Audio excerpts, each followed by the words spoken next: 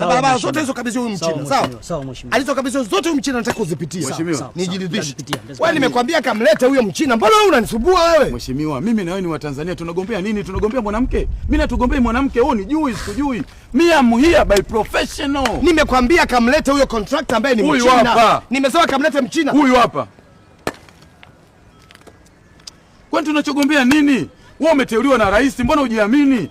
Barabara tumekabidhiwa sisi, mimi ni msimamizi mkandarasi ambaye nasimamia, niko upande wa serikali. Wewe uko upande wa serikali. Mheshimiwa anataka Mchina. Wewe usipate shida. Kijana njoo mara moja. Kimbia pamoja.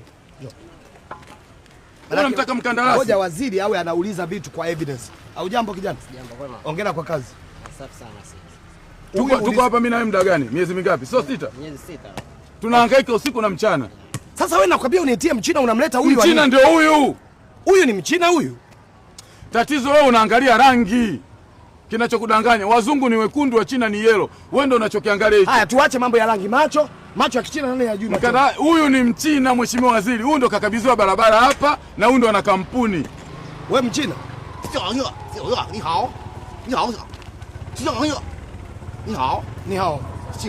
Si young contractor ndo huyu. We, are you Chinese? Unadanganyika na rangi na macho yao madogo. Mchina huyu hapa.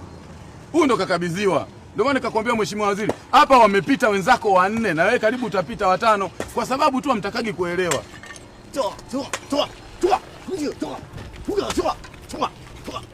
Unaona mtu yuko kazini hapa.